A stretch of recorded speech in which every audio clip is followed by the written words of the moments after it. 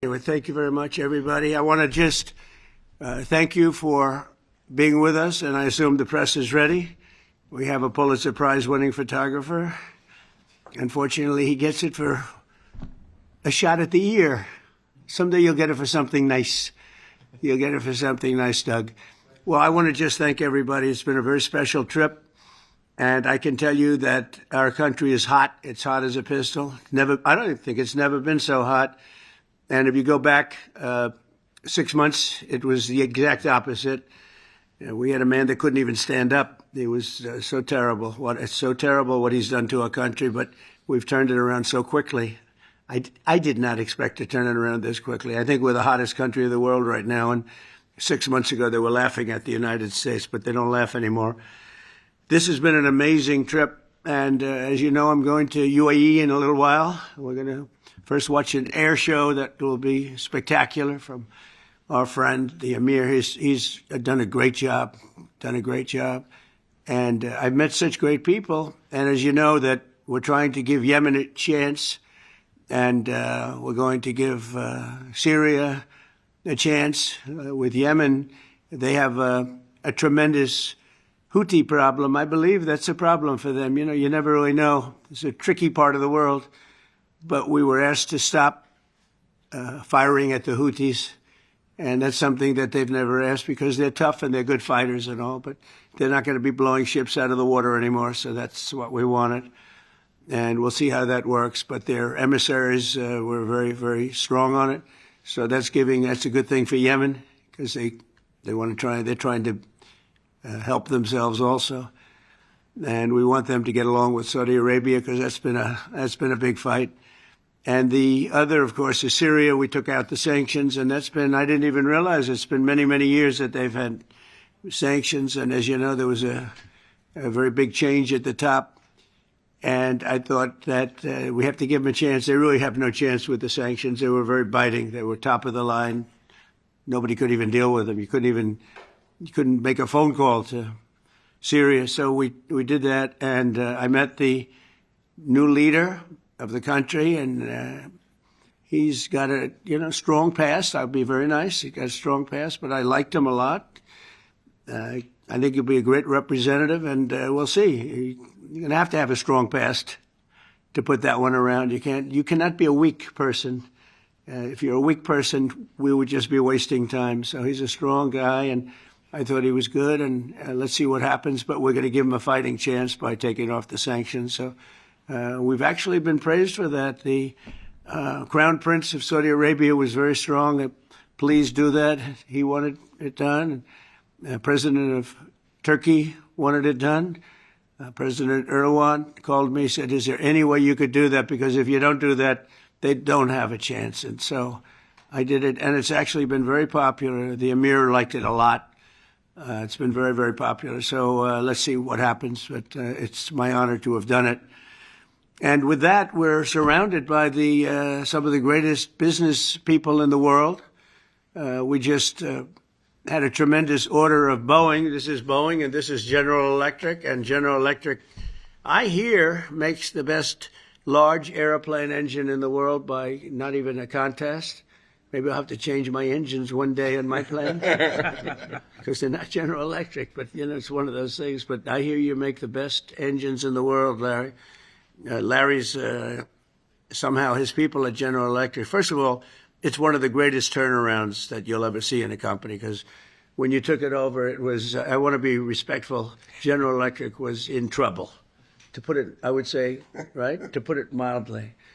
And now it's a hot company doing great. And it's, I would imagine the hottest thing is what's happened with the engine division because this engine is incredible. Would you like to say a couple of words, Larry, about that? Because he watches, when he sees Boeing, he's very excited because he supplies, I guess, for the most part, the engines.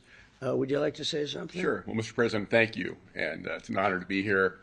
We're thrilled about the commitment that Qatar Airways has made to both Boeing and GE Aerospace with the largest wide-body order really in our company's history. Over 400 engines, both our GE NX, which powers the 787, the fastest-selling high-thrust engine, in history, and our new 9X will power the 777X, which will be the largest commercial engine in the world. Will that be the same engine other than size, or is it different? It's a step forward and a generation forward as well. So even beyond? Yes. The large one? Very much so. That's great. And we think that really helps both Boeing and GE Aerospace continue to support not only our investment in domestic manufacturing, but in turn, everything that we're doing to drive the $75 billion annual trade surplus that the aerospace industry enjoys in the U.S. today. So we're excited. I know Kelly and the Boeing team have been great partners, but Badr, our thanks to you for your trust and your commitment to both GE Aerospace and Boeing. We're gratified.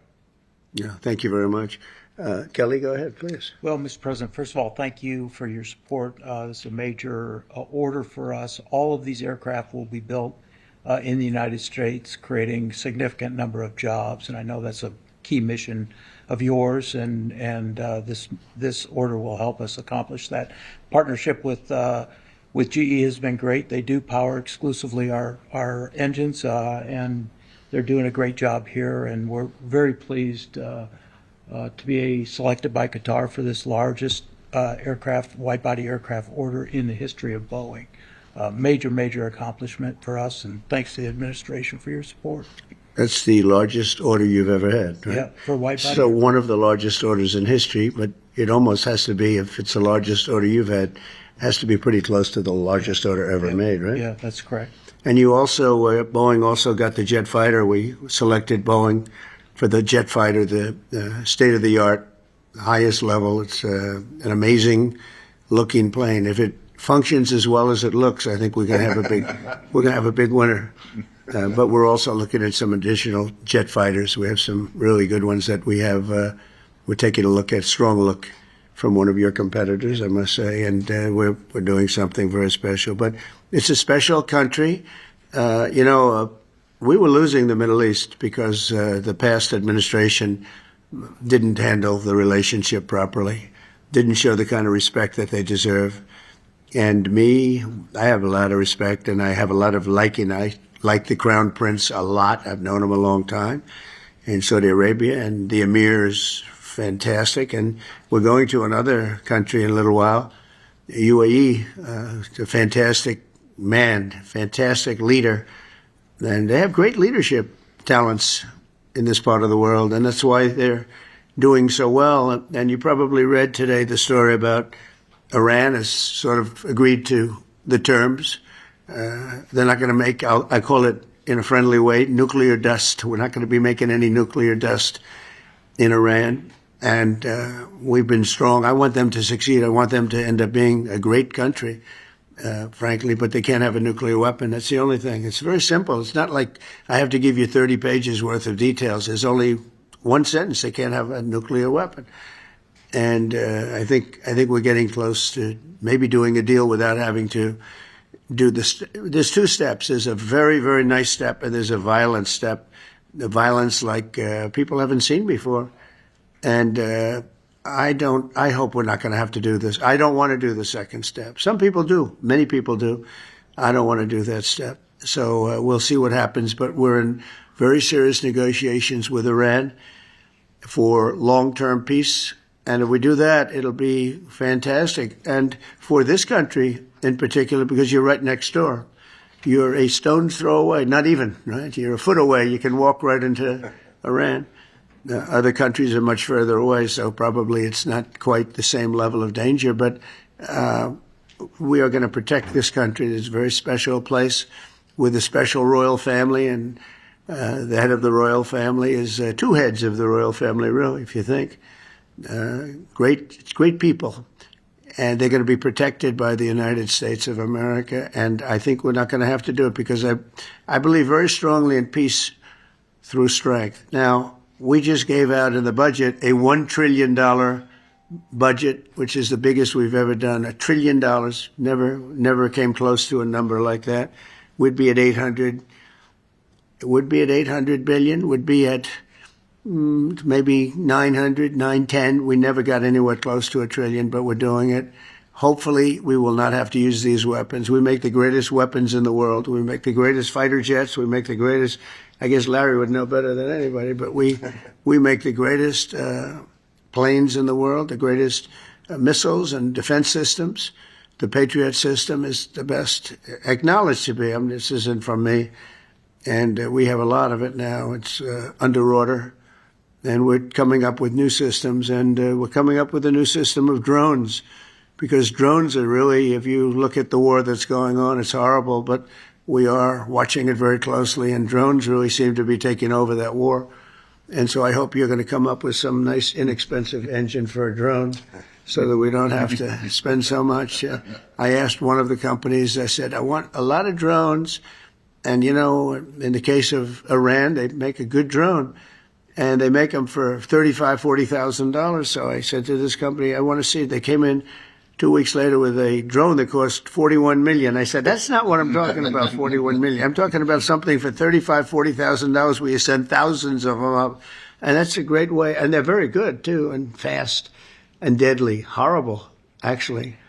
When you look at what's happening with Russia and Ukraine, the drone is killing tremendous numbers of people. You hide behind a tree and the drone comes down and it circles you with fire. You don't have a chance. The tree comes down also, by the way. It's so intense. I mean, you see these trees being knocked down like they're being sawed down by a top-of-the-line timberman like, you know, who? Sean Duffy. Do you know that Sean Duffy, the head of the Transportation Department, who's working right now on the airports and getting a system because Biden didn't do a thing for 4 years, and Pete Buttigieg was the head, and he goes bicycling to work. He takes a bicycle to work. Can you believe it? He's running the biggest air system in the world, and he takes a bicycle to work. And they say he's going to run for president. I don't see it. Who knows, right? But I don't see it. But when I look at what they've done, is so horrible what they've done. And the work they did do, they wasted billions of dollars. They're trying to hook up air systems to copper, and they tried to hook up copper to glass, and the glass doesn't work with the copper. And they had 30,000 different contractors doing 30,000 jobs. And when they put it all together, they spent billions of dollars. It didn't even come close to working. And we're going to be giving out a brand new system. It's very important. We'll have the best system, and we think we know who that system is. But we have a lot of bidding. But we want one check. We want a unified system. We don't want to have 5,000 contractors in all different places. Some digging ditches and some not doing ditches because they want to go by satellite. Satellite seems to be the way to go. But so we're going to be giving that out pretty soon. But what people don't know about Sean, because I mentioned lumberjacks, that Sean. You probably didn't know this. That I'm not talking about this Sean. This Sean, no, not this is not. This is a different Sean. Sean Duffy, the head of transportation. He's a great Sean, though, I have to tell you. But Sean Duffy was the world champion for 5 years, climbing trees and down, up and down, world champion. So that's what you call a serious lumberjack, and he's doing a fantastic job too. A really respected guy and a terrific guy. And I mentioned the champion because. When somebody's a champion, he's the world champion for a long time. He came down, when you come down those trees, coming down at a rapid, he said that started getting you back. You will often break your back. You miss a shot and you're coming down a lot faster than the human body was meant to come down. But he's doing a fantastic job at transportation. But this has been a very historic trip. I watched some of the people talking about it, and even what I would perceive as enemies of ours, people that are not fair from the press, are saying it's been amazing. We've raised trillions of dollars in investments. There's never been anything like it. And just to finish, we have a country that now has, I think, Howard, we can say that at least $10 trillion of investment and potential investment. And if the past administration did $500 billion, it was like a lot. But we did it in 2 months because it's actually a little more than 3 months. But I always say the first month I had to get a little bit acclimated. So I didn't really do this the first. But when we started, so we've really been doing it, Susie, right, for 2 months. So in 2 months, we're going to have over $10 trillion. Nobody's ever come close. No country's ever come close to that. No country. And I want to thank the Emir because he put up a lot, and in terms of investment, it could amount to 2 million, 3 million, maybe even 4 million jobs in the United States. And more importantly, it's really important stuff. It's tremendous refining capabilities. It's capabilities for very high end. AI is a big subject, and it's a big subject over here too. I always say, what are you investing in? It seems one thing everybody seems to have in common is AI. So I don't know if that's a good thing or bad. Maybe you shouldn't do it because too many people are doing it, or maybe you should follow the crowd, fellas. Okay, so you're going to figure it out. We have a man who's here who has been unbelievable, Scott Bessent, who's our Secretary of the Treasury, and who's so respected. When he speaks on television, it's like everyone just says, oh, okay. I had somebody the other day said, well, Scott Bessent said. I said, well, that's pretty good, Scott. You know? So I'm a believer. But when he speaks, the markets really listen. And the big thing is that we have, to me, the most important thing of all is that, forget about the recent stock market being so good. Much more importantly, we have hundreds of different big companies pouring into America now, creating jobs like we have never seen before. Now, the bad news, it takes a little while for that to, you know, when you build your factory and it takes a year and a half, 2 years, and they're going to build them very fast, and they don't need financing. That's the nice part. They don't need any financing. They have plenty of it. But they're building factories at levels we've never seen anything like it. And these are, you know, 10 billion, 12 billion, 50 billion. I said, how do you spend 50 billion on a factory? We have the chip companies coming in from Taiwan. We have Jensen, as you know, coming in with 600 billion. We have actually the biggest company of them all. You know all about it. Coming in. That was a big Mr. Wei. I said, Mr. Wei, you're a smart man, aren't you? I never met him. And I said, because I understand you control 99% of the chips. Oh, yes, I do. I said, that's pretty good. I said, is there any way of breaking that grip? They said it would take you many years. So I said, you know what? If you can't beat him, you join him. But he's going to be building the biggest factory anywhere in the world in Arizona, and spending over $200 billion. And we have Apple, as you know, is coming in. And I had a little problem with Tim Cook yesterday. I said to him, Tim, you're my friend. I treated you very good. You're coming in with $500 billion, but now I hear you're building all over India. I don't want you building in India. You can build in India if you want to take care of India, because India is one of the highest tariff nations in the world. It's very hard to sell into India. And they've offered us a deal where basically they're willing to literally charge us no tariff. So we go from the highest tariff. You couldn't do business in India. We're not even a top 30 in India because the tariff is so high, to a point where they have actually told us, I assume you too, Scott, you were working on that also, that there will be no tariff, right? Would you say that's a difference? They're the highest, and now they're saying no tariff. But I said to Tim, Tim, look, we've treated you really good. We put up with all the plants that you built in China for years. Now you got to build us. We're not interested in you building in India.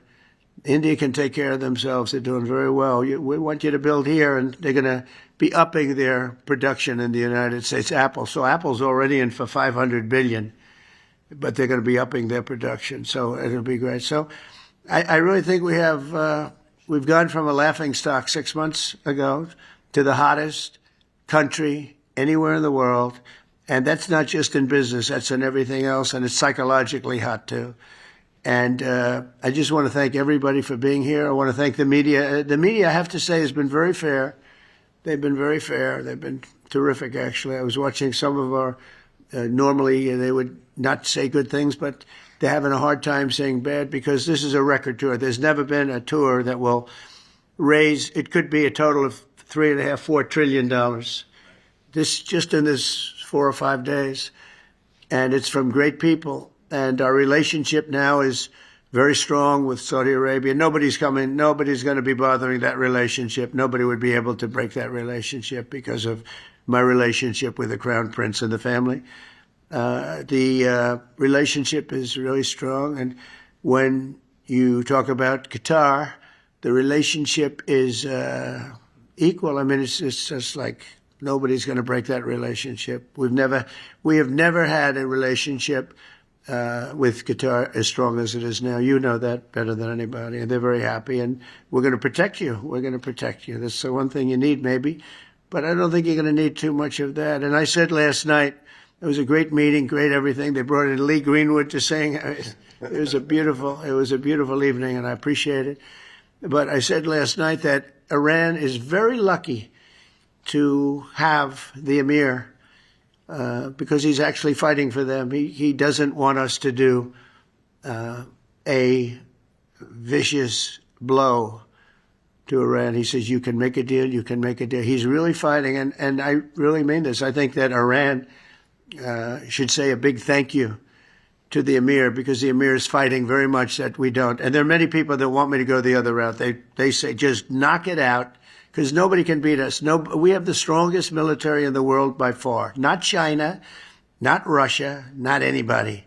We have the best military equipment in the world, and we have the strongest military in the world. If you remember ISIS, General Raisin Kane, right? We knocked it out in 3 weeks. Remember they said it would take 4 years to knock out ISIS? We did it in 3 weeks. That's because you had the right leader. With a stupid person, you'll do it in 4 or 5 years. You won't even do it. You'll fight for 4 years and then you'll leave. Like we always do. You fight. We had a president that blew up half the Middle East and then he left. That was it. It was like spent $10 trillion on blowing up the Middle East and then he left. Just said, let's leave now. You were left with nothing. And we don't do that. We take care of our friends. And so you have a great ally in us, and there's nobody even close. In terms of military power, there's nobody close. And I'm not only talking about nuclear. I don't like to mention the word because the nuclear is so destructive that it brings you into a different category. But we're number one in nuclear. I rebuilt our military, by the way, in my first term. We had a really successful first term. Then the election was rigged, and I had to wait, and it became more historic, and I was able to watch and see. And the good news is although it's bad news in another way, but the good news is that Biden was so bad, worst president we've ever had by far. There was never a president like this. This man was grossly incompetent, and now that's been proven. But people were able to see how bad it is, and it gave me a mandate. We won all 7 swing states. We won the popular vote by a lot. We won the counties by 2,725 to 505. That's why the map is completely red. When you look at the map, it was an obliteration, this election. And we got 312 electoral votes. So it was just an obliteration. And that means mandate. And we have a mandate that nobody's had. They said the most consequential election, and this was a enemy paper, the most consequential election in 129 years.